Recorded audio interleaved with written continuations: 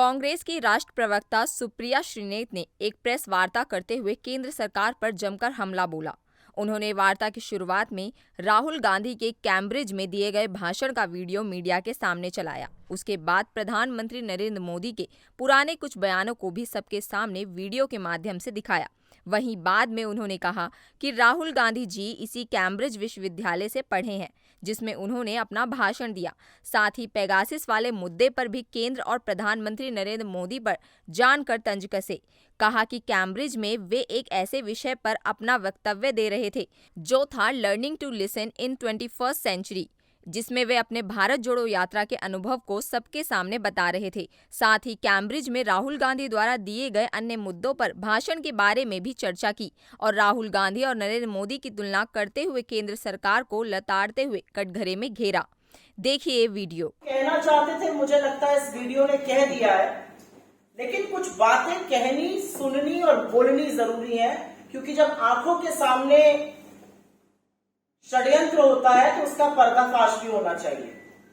राहुल गांधी भारत की राजनीति के प्रमुख नेताओं में से एक हैं।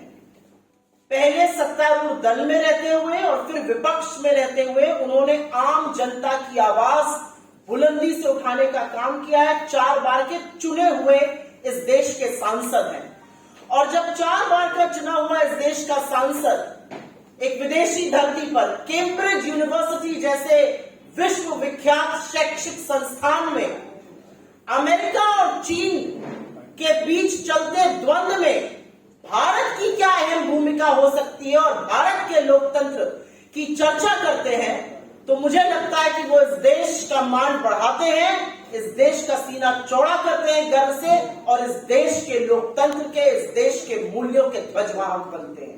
उन्होंने कैम्ब्रिज यूनिवर्सिटी में, जिसकी बड़ी लेगेसी है, 1206 में स्थापित हुई थी कैम्ब्रिज यूनिवर्सिटी, और वहां पर पढ़ने वाले लोगों में स्टीफन हॉकिंग और चार्ल्स डार्विन, पंडित नेहरू और राजीव जी जैसे लोग हैं। और यहां पर बताना जरूरी है कि ये राहुल जी का भी आल्मा माटर है, वो कैम्ब्रिज में पढ़े हैं। और वहां पर as visiting fellow at the Cambridge जज बिजनेस स्कूल जब वो वक्तव्य देते हैं कि भारत की एक अहम भूमिका है एक स्ट्राइक रिडन, एक डाइवर्जेंट दुनिया में अमेरिका और चीन की खींचतान में भारत समन्वय स्थापित कर एक मजबूत स्तंभ बनेगा, तो मुझे लगता है ये देश के लिए गौरव की बात है। ये देश के लिए गौरव की बात है कि विदेशी धरती पर महात्मा गांधी की आवाज को गुंजाने का काम राहुल गांधी ने किया कैम्ब्रिज में। उन्होंने बताया कि हमारे देश के क्या मूल्य है, जिसपे हमारा संविधान बना है और हमारे राष्ट्र का निर्माण हुआ है। लेकिन भारतीय जनता पार्टी, उनके आईटी सेल, उनके बददिमाग प्रवक्ताओं, उनकी समझ, उनकी सोची छोट और क्षुद्र राजनीति इन बातों को समझ नहीं सकती। और अब मैं सिलसिलेवार तरीके से आपके सामने कुछ तथ्य रखना चाहती हूं। सवाल जवाब के दौरान अगर आप उसको डिस्प्यूट करना चाहिए तो बिल्कुल करिएगा। कांग्रेस पार्टी की प्रवक्ता होने के नाते टीवी डिबेट्स पर जाना होता है शाम को, और कल पूरे दिन भारतीय जनता पार्टी, उनके बददिमाग प्रवक्ता, उनके विक्षिप्त मंत्री लगातार लगे हुए थे। विदेशी धरती पर राहुल गांधी जी ने क्यों बोला, विदेशी धरती पर राहुल गांधी जी ने पेगासस का जिक्र क्यों किया।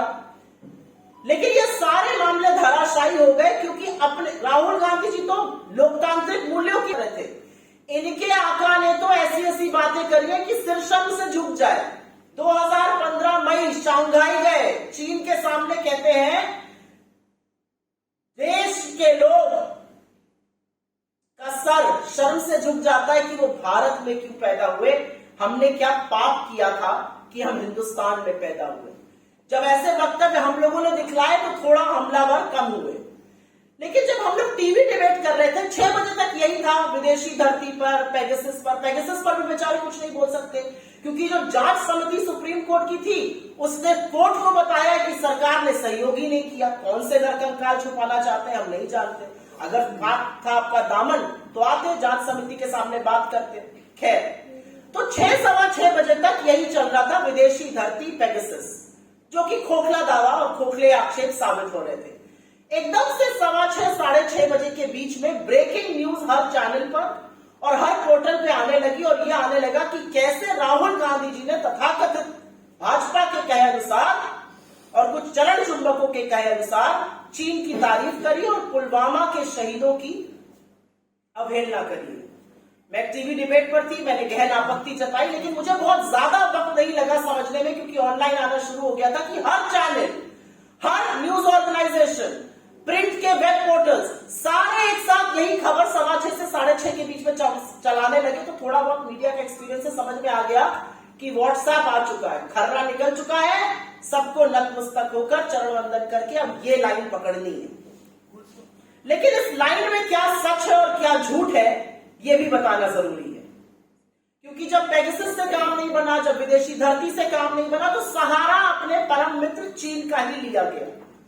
आपने खुद देख लिया है किसने क्या कहा, लेकिन दर्शकों के लिए, लोगों तक ये बात पहुंचाने के लिए मैं दोबारा से दोहरा भी देती हूं। राहुल गांधी जी कैम्ब्रिज यूनिवर्सिटी के जज बिजनेस स्कूल में बतौर विजिटिंग फेलो, और भारत का एक नेता विजिटिंग फेलो बन के जाता है, ये अपने आप में गर्व की बात है, इससे सीना चौड़ा होना चाहिए, देश का मस्तक उठता है। बतौर विजिटिंग फेलो कैम्ब्रिज के अपना लेक्चर था, और उस लेक्चर का टॉपिक था learning to listen in the 21st century. 21वीं सदी में लोगों की बात सुनना और को कैसे सीखा जाए, इस पर वो वक्तव्य दे रहे थे। और उन्होंने जो सीखा भारत जोड़ो यात्रा के दौरान, कैसे उन्होंने अजनबियों की बातें सुनी, कैसे उन्होंने अपनी बात बंद करके लोगों की बात की ओर मुखरित हुए, लोगों ने क्या समस्याएं बताई, कितनी आत्मीयता से बात करी, किसी ने बेरोजगारी पर चर्चा करी, किसी ने महंगाई पे करी, किसी ने महिला सुरक्षा पे करी, किसी ने टूटते ताने बाने पर करी। इस पर लगातार उन्होंने एक वक्तव्य दिया, और उस वक्तव्य में उन्होंने ये चर्चा करी कि कैसे ये विश्व अमेरिका और चीन की खींचतान में कहीं पर जूझ रहा है। और उन्होंने ये भी बोला कि इसी जूझते हुए विश्व में और इसी परिवेश में भारत की एक अहम भूमिका होगी, भारत की का एक अहम किरदार होगा, एक अहम भूमिका होगी, और भारत की भूमिका होगी समन्वय स्थापित करने की, लोकतांत्रिक मूल्यों को इस विश्व को याद दिलाने की। उन्होंने आपने सुना भी, उन्होंने इस वक्तव्य में यह भी कहा, उन्होंने अमेरिका और चाइना की तुलना करी, अमेरिका के इनोवेशन की, चाइना के आईपी रेगुलेशन की। उन्होंने तुलना करी कि कैसे अमेरिका जो इकोनॉमी बना, the land of the free, और कैसे चीन जो था उसने प्रोडक्शन दुनिया के वहां पर लाया। उन्होंने कहा कि चीन की सरकार जो एक पार्टी के तौर से चलती है, कोर्सिव सिस्टम है, चीन की सरकार ने चीन के कारोबार में घुसपैठ करी है, लोगों के दैनिक जीवन में घुसपैठ करी, और इसी से उनके पास डेटा आता है जो लोकतांत्रिक देश नहीं कर सकते और नहीं करना चाहिए। उन्होंने कहा कि चाहे आर्टिफिशियल इंटेलिजेंस हो या साइबर वॉरफेयर हो, उसकी आधारशिला यहीं से आती है कि अनलाइक जो कॉर्पोरेशंस अमेरिका ने बनाई, चीन ने उन कॉर्पोरेशंस में सरकार को, तंत्र को घुसेड़ने का, लोगों के जीवन में घुसने का काम किया, और पुरजोर तरीके से कहा कि भारत की क्या अहम भूमिका होगी। उन्होंने आगे बहुत अहम बात कही जो हमने दिखाया।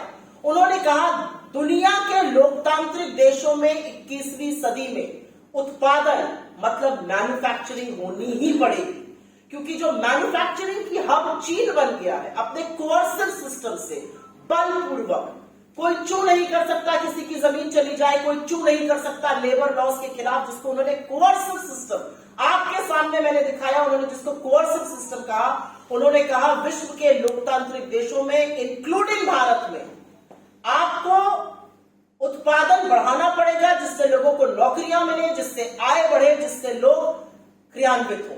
और ये इसलिए करना पड़ेगा क्योंकि आर्थिक असमानता इतनी बढ़ गई है।